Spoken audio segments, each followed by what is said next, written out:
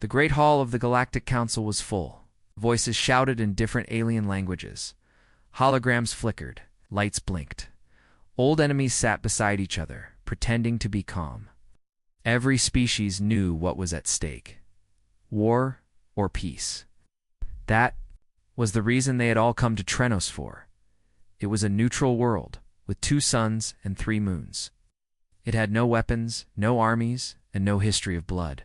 The perfect place for peace talks. Everyone expected Earth to send someone, maybe a diplomat, maybe a president, but no one expected what came instead. The screen at the center of the council chamber blinked once, then again. Then it turned completely black. All voices stopped. A strange symbol appeared, something not seen before. It was not a word. It was a set of coordinates. And then, in Galactic Standard, 2 simple words. "We're coming." No one spoke. No one moved. The room fell. Cold. Some alien leaders looked around, confused. Others looked scared. They knew humans. They had seen what Earth did in the last war. They remembered the burning of the Threx warfleet, the fall of the iron planet Dravos. For many years after that, no one had heard from them. Until now, above the skies of Trenos 4, satellites began to shake. Orbit sensors screamed warnings. Something massive had entered space, something bigger than any ship ever made. Captain tried to scan it. Screen crashed. Another council ship tried to identify it. It failed. The only thing they knew was its name. It sent a signal in old human code, Black Veil. The council looked up. Through the glass dome of the chamber, they saw it. A dark shape blocked out one. Of the suns, the ship was huge, silent, deadly. It did not fire. It did not speak. It simply stayed there, like a shadow above them. No race had ever made something so large, so quiet, so terrifying. Even the Koth Dominion, once proud of their warcruisers, said nothing. The council called an emergency meeting. Alien generals argued, diplomats shouted. Some demanded defense shields. Others said to send a message to Earth. But no one moved, because no one wanted to be the first to speak. They knew humans were listening. The silence felt like a warning. A message without words. Then, after 6 long hours, something changed. A single hatch opened in the side of the human ship. From the darkness, a small pod was launched. It fell through the sky like a bullet, fast and quiet. The pod landed just outside the council chamber, burning a crater into the ground. Hissed around it. Everyone waited. The guards raised their weapons. No one moved. The pod door opened. One figure stepped out. He wore no armor, carried no weapon, just a dark suit with the Earth emblem on the chest. A human. He walked slowly, calmly, like he was not afraid, like he already knew what would happen. Council guards pointed their rifles at him, but he kept walking. Some leaders whispered his name, Commander Eli Voss, a man who ended wars. A man who once destroyed a moon to stop a genocide. Eli walked into the chamber. His boots echoed on the stone floor. He stopped in the center. He looked around at all the aliens, kings, rulers, warriors, and smiled. A calm, cold smile. "I am the voice of Earth," he said, his translator speaking in all known tongues. "You called for peace, asked for talks. We have arrived." No one replied. One ambassador tried to speak but couldn't. Another one took a step forward but stopped. The air around Eli felt heavy, as if something else had arrived with him. Something invisible. A presence. A warning. Eli reached into his coat. The guards raised their weapons. He slowly pulled out a data chip and placed it on the table in front. Of him, the screen lit up. Images appeared, not of peace, not of hope, but of fleets sailing, fleets secretly building near Earth's colonies. The footage was clear. Ships hiding behind moons. Bases hidden in asteroids. Weapons being made in silence. Eli looked up. "You asked for peace," he said, "but prepared for war." Gasps echoed through the room. Some races looked away. Others stayed silent. The truth was here, and Earth had known all along. The screen turned off. The room stayed dark. Eli turned to leave. But just before he reached the door, he stopped. He looked back at them and said one last thing. You wanted peace. We offer silence. Then he walked away above. In the sky, the human ship stayed still, watching, waiting. The council had called for peace. But now, the silence was louder than any war. The sun over Trenos 4 was bright, but not that day. Something massive blocked the light. The alien cities looked up and saw it. The sky was darker than before. The council members stood outside the chamber, looking up in silence. The human ship was not just large, it was unbelievable. It stretched across the sky like a black wall. No one could see its full shape, only shadows. The ship did not speak. It did not move. But its message was clear. Earth was watching. Sensors from orbit stations tried to scan the ship again. Nothing worked. Their systems either failed or returned strange numbers. One Zarnax scientist said the ship's outer layer was made of living metal. Others said it had zero heat signatures, as if it wasn't using any power at all. But they all knew one thing. This wasn't just a ship. It was something else. A warning, or maybe a weapon. Inside the council chamber, leaders gathered again. They were no longer proud or loud. They were afraid. He came alone, whispered. A Nalkari general. But that ship above us, it is not empty. What does Earth want? Another asked. Revenge? No, said the Kothai speaker. They want silence. And fear brings silence. Everyone looked at the data ship Eli Voss had left behind. Showed images clear proof that someone in the council had planned an attack on Earth's colonies. Secret bases, weapon factories, hidden ships. Earth had known, and they had said nothing. They just arrived and waited. Hours passed. The human ship remained still. But then something changed. One of the ship's under sections began to glow.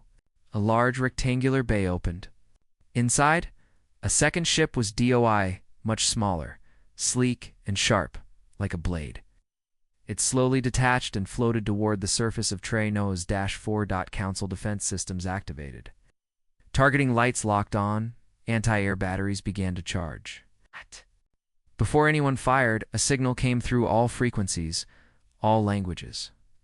It was from Eli Voss. Stand down, his voice said. This is not an attack. This is a message. The weapons were powered down. No one dared to risk it. The smaller ship landed gently on a platform beside the council chamber. Doors opened. And what came out was not a human. It was a machine. It stood 2 meters tall. Smooth silver skin, eyes that glowed blue. And on its chest was the Earth emblem sharp, bright and silent. Some called it a drone. Others called it a soldier. But no one had ever seen a human machine. Like this before, the machine walked forward, slowly, calmly. It entered the chamber where the council sat. Guards stepped back. The machine stopped at the center where Eli Voss had stood before. Then it spoke. In 32 hours, it said, a decision must be made. Its voice was not loud, but every being heard it clearly. You invited Earth to speak. We have spoken. You plan to strike our colonies. We have seen. Now, you have a choice. Confess your crimes. Speak your truths, or Earth will speak for you. The chamber went completely silent. The machine turned around and left. It returned to its ship. The doors closed. The ship lifted and flew back to the massive warship above. Then, the big ship sent one more message. 32 hours. No more, no less. Panic began to spread among the council races. The ones who had nothing to hide were still afraid. The ones who had betrayed Earth stayed quiet. The Zarnax delegates whispered among themselves. The Kernak fleet admiral walked out without saying a word. The Dral diplomat fainted. Everyone could feel it. Something terrible was coming. Trenos 4's air was heavy. Not from wind, but from fear. People looked up at the sky every few minutes. The ship still blocked half the sunlight. Crops began to wither. Animals ran for shelter. The planet itself seemed nervous. The council guards tripled around the halls. But even with all that security, no one felt safe. Because they knew. No weapon on this planet could stop the ship above them, and inside that ship, Earth was watching, waiting not for war. For a decision, the humans had come with silence. Everyone now understood the truth. Silence was the first step before something worse. The 32 hours were not over, but something had already broken inside the council. Fear, silence, and now, suspicion. Ow. Every race began to look at the others. Who planned the attack on Earth? Who betrayed the peace? No one spoke the truth. But everyone had questions in their eyes. The tension in the chamber was thicker than ever before. On the main platform, the council members sat in a circle. Their faces were pale, their voices low. No one smiled. No one even drank water. They were waiting for something. But they didn't know what. The human ship still blocked half the sky. Its shadows stretched across oceans and continents. And then, the doors of the chamber opened again. Eli Voss returned. This time, he was not alone. Behind him walked two more humans, one woman and one old man. Both were quiet. Both wore dark suits with Earth's symbol. They stood like statues. And when Eli walked to the center of the chamber, no guards stopped him. They were too afraid. "I am not here to repeat myself," Eli said. His voice was calm, but sharp. "You saw the data. You know the truth. Earth has been watching, waiting, hoping." He paused. No one dared to speak. Even the Kothwar generals sat still. Eli reached into his coat and pulled out a small cube. He placed it on the floor. The cube lit up and showed a hologram, moving images, clear and painful. The council saw secret meetings alien leaders planning, strikes on human colonies, building hidden fleets in dead zones, talking about Earth like it was weak, like it was alone. But Earth was never alone. Earth was listening the whole time.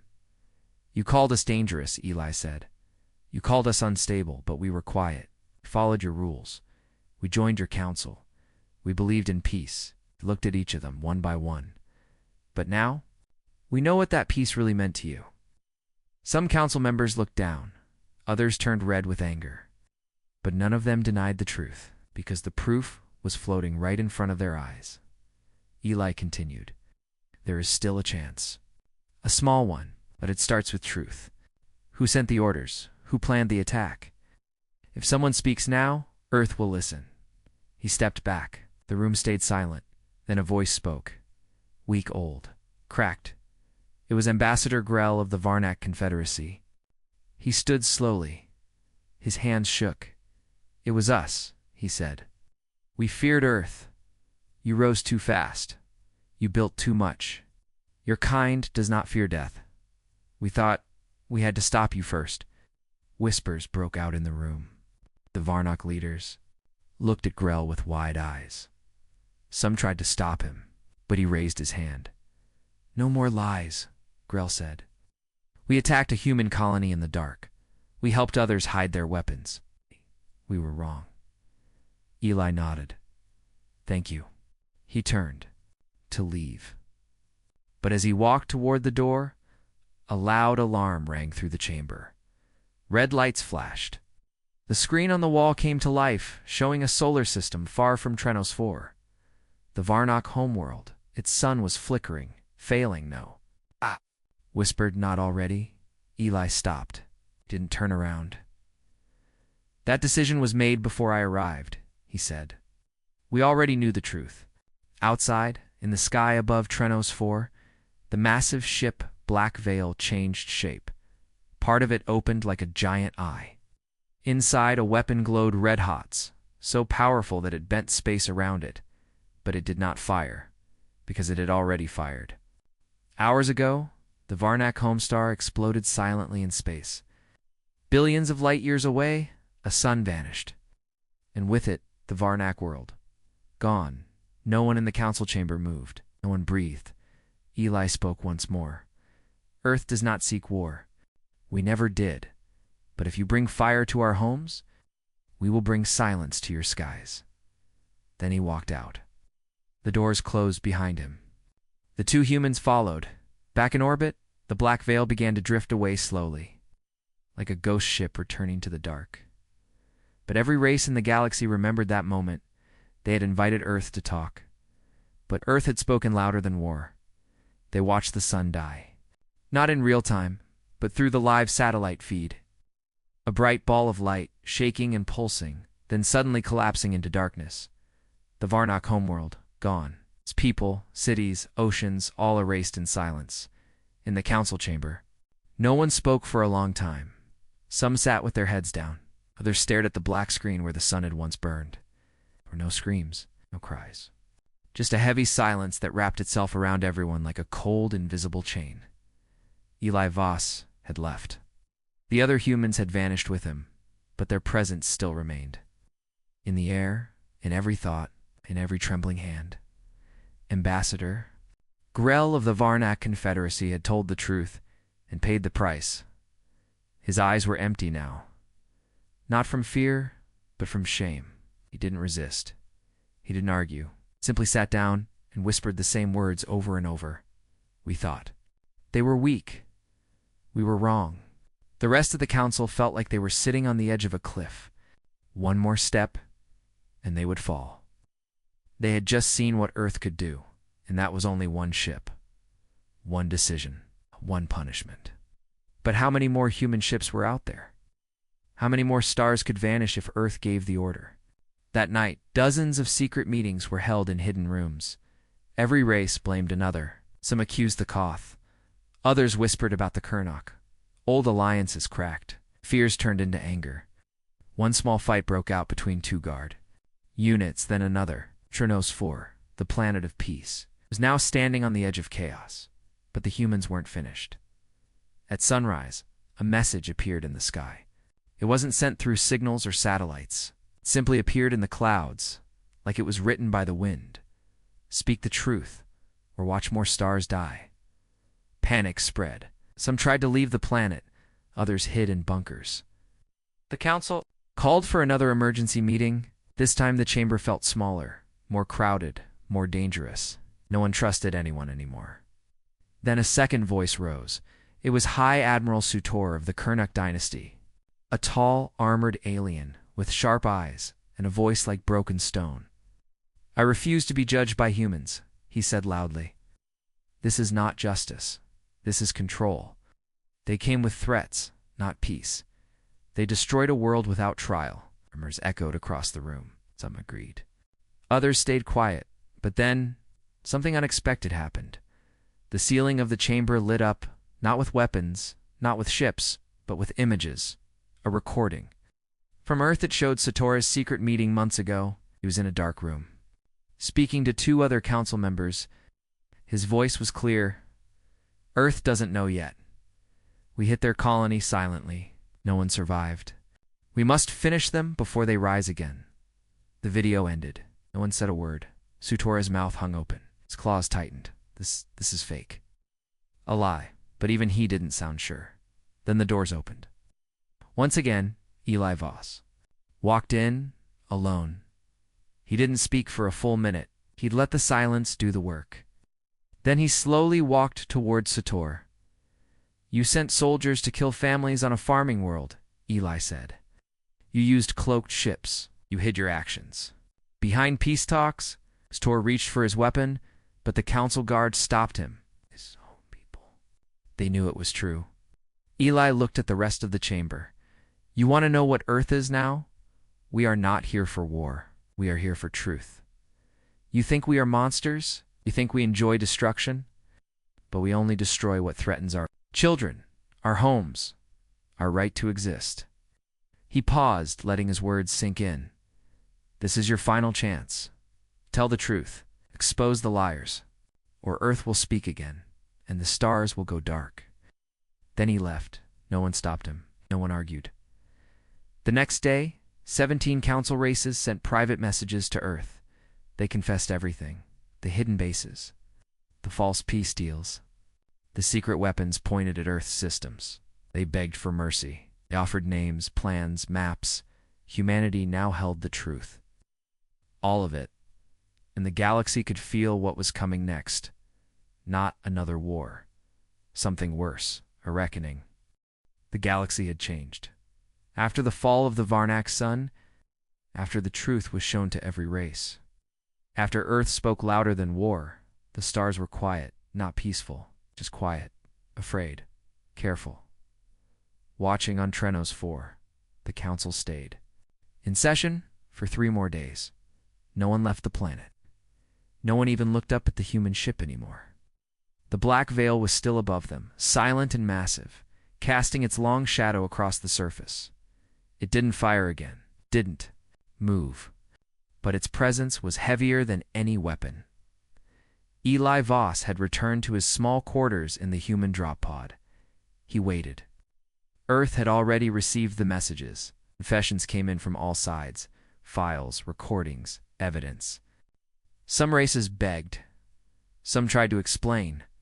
Some just said one word, sorry. But Earth didn't reply. Not yet.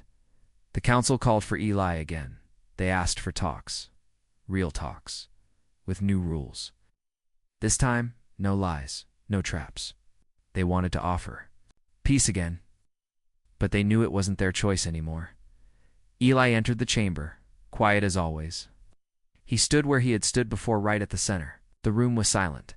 This time he didn't bring data. He didn't show videos. He only looked at them. All of them. And then he spoke. "You wanted peace?" Eli said. "Now you understand what peace costs." No one interrupted him. "You called us violent. You feared us because we fight hard. You were right. We fight harder than any species in the stars. But not for power.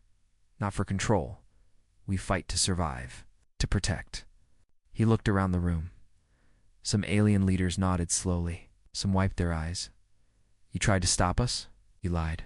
You betrayed our trust. And still, we didn't erase you all.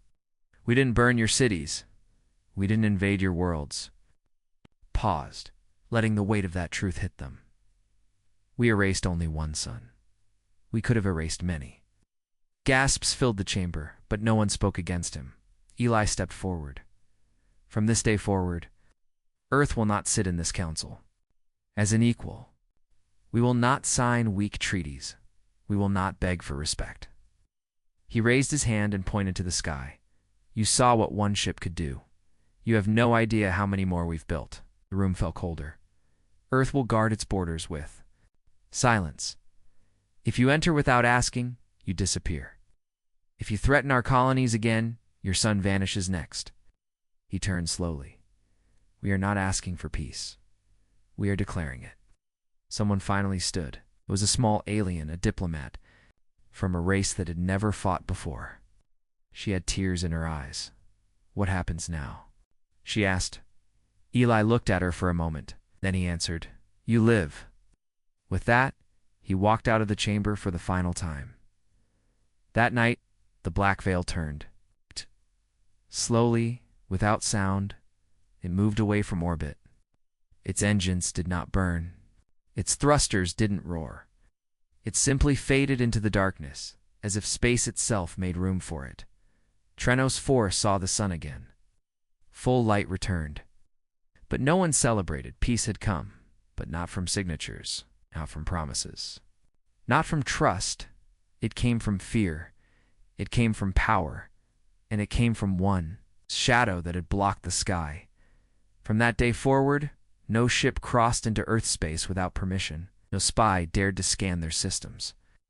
No fleet moved near their colonies. The stars remained quiet when humans passed, because silence becomes sacred. And somewhere deep in the black corners of the galaxy, old enemies whispered a new name for Earth, the planet of warning. And they remembered you. Don't offer Earth peace. You accept it.